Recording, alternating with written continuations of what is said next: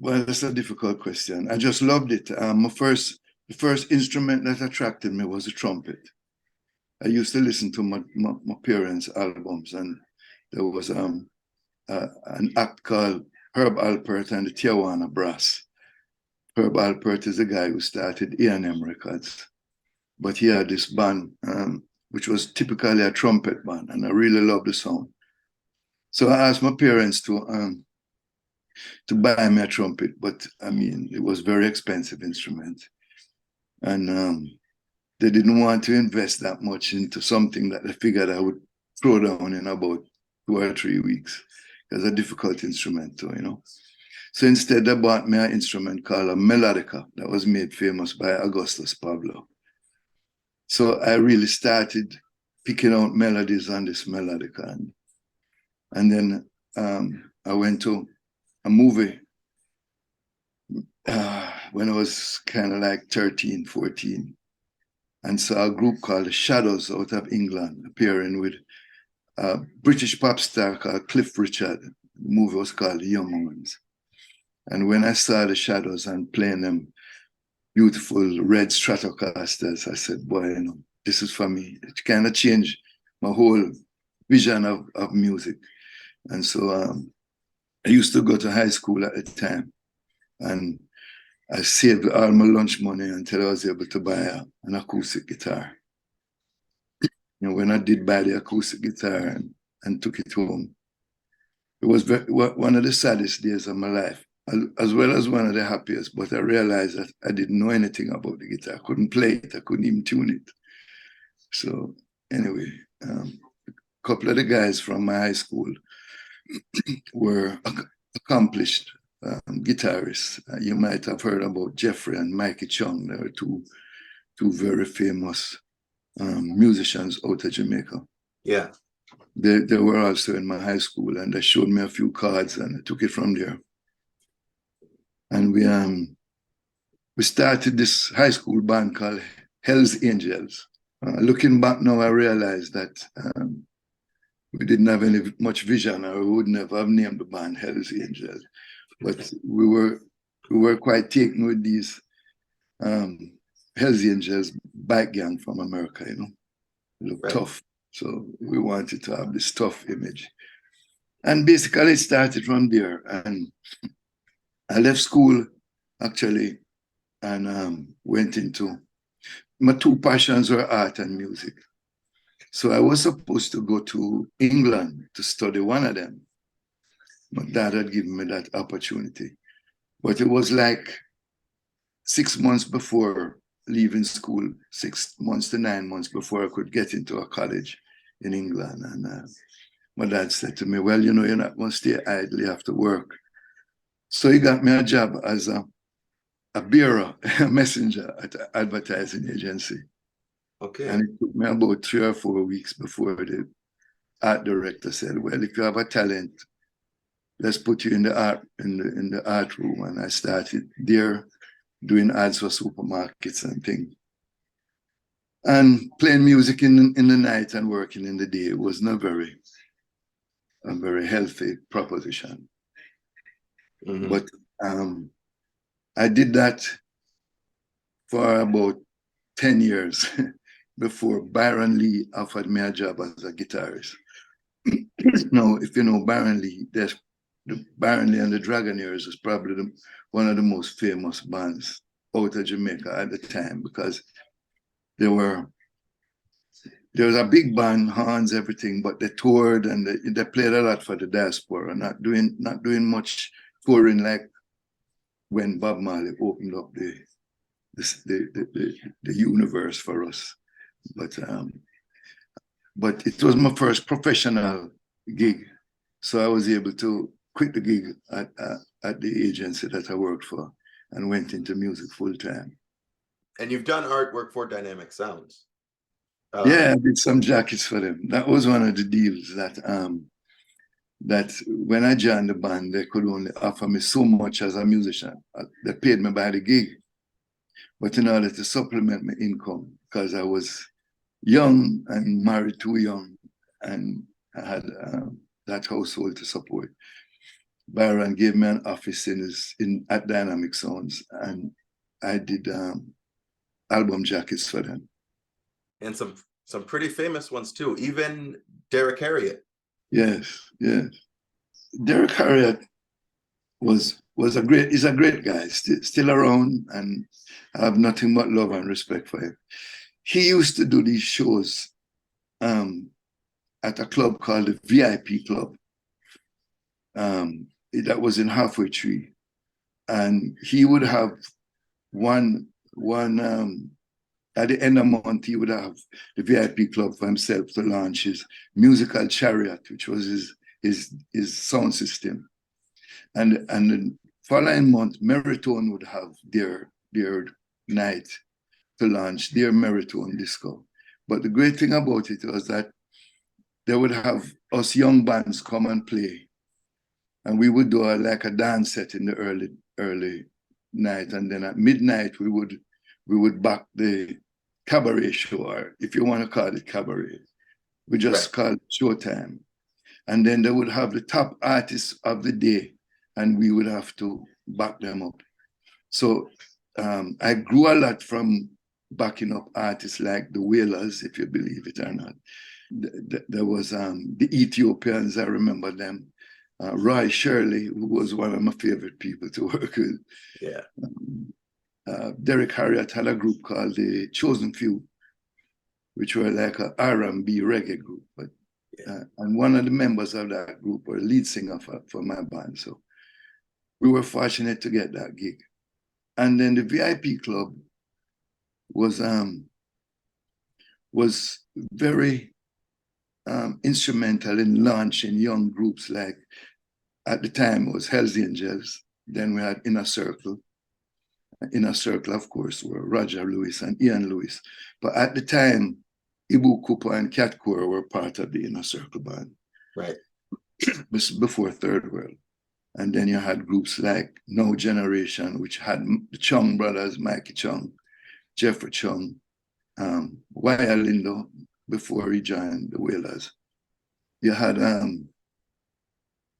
group called Tomorrow's Children, who were like older boys from us, but we learned a lot from them. And that group included Luther Shervington, who made his name on his own after that. So it was great. It was great times. I mean, we weren't making a lot of money, but we were young and we were happy, you know, just playing music and doing what we love. So when did you form Chalice? You know, that's a story I wish I could make into a movie, maybe one day. When in between Hells Angels and Chalice, when I had kind of packed up, a friend of mine who was in another group asked me if I still had the instruments that we used to use in Hells Angels. I said yes. And he said, let's get together on a Saturday and just jam, just to keep up the chops. And we, out of that, we got two more friends, a bass drummer and a bass player and a drummer. And we had this little group that we called the group. And the place that we used to rehearse was at a restaurant. And the owner of the restaurant asked us to play Friday and Saturday nights for him. And Robbie Peart, who I had met years ago when he was in high school as well, he was at the restaurant one night and heard us and decided, oh, he's going to manage this band, which he did for a while, but myself and himself could not get along. We could not get along. He was just one of these guys who was just overconfident in himself. And that's putting it mildly, right? Yeah. And that band went on to do great things. And I thought that if we could give up, if all of us could just give up our 9 to 5 and go into music permanently, that we could really make a great impact. But nobody else was willing. So I quit the group, and the group fell apart without me. And that was the end of my relationship with Robbie Peart. Now in 1979, just about mid-79, I was working with Byron Lee, and we had just come back from a tour of Trinidad, and we were working in the studio. And it was a rainy Sunday. I never forget that day. It was a rainy Sunday. And the security guard called down to the studio from the gate and said to me, Wayne, somebody's here to you. And I said, I can't see him now. I'm in the middle of a session. And I forgot about it. And I looked up my watch and I said, wow, it's about 2 hours. I called up to the gate. I said, is the guy still here? He says, he's still here standing in the rain. So I said, okay. So I went out in the rain. There was this hooded figure with his back turned towards me. I went up. I said, yes, can I help you? He turned around. It was Robbie Peart. I said, Robbie, what are you doing here? He said, God sent me to you. And that was the word. And then he told me he had to start this band. He wanted to start this band. I said, I can't start a band with you, man. You and I are two bulls. We can't rule in the same pen. And Robbie said, no, I've changed. And he invited me to come to some rehearsal in his studio apartment, which I did. And what I found very interesting is that he was a great songwriter. I loved the songs he was writing. And that influenced me because in Byron Lee, they don't do much original stuff. They cover all the soca hits and the reggae hits and their albums, but they don't really do much original. Right. And that was the thing that kind of attracted me to do this group. And one by one, we reached out to certain members that I thought would complement the group greatly. And in the April 1st, which is commonly called All Fools Day, we all quit the bands we were working in and went to Arokabesa in St. Mary to live as a band called Chalice. And we spent about 6 to 8 months in the hills of Arokabesa, which turned out to be probably, apart from the birth of my children, probably the greatest 6 months of my life. It was just like rehearsal, exercise, weed. It was just one of them surreal kind of things. I was living the dream at that time. So what was the first release from Chalice? First release we ever did was a song called No Call Me Old Nigga. Strange thing about that song is that some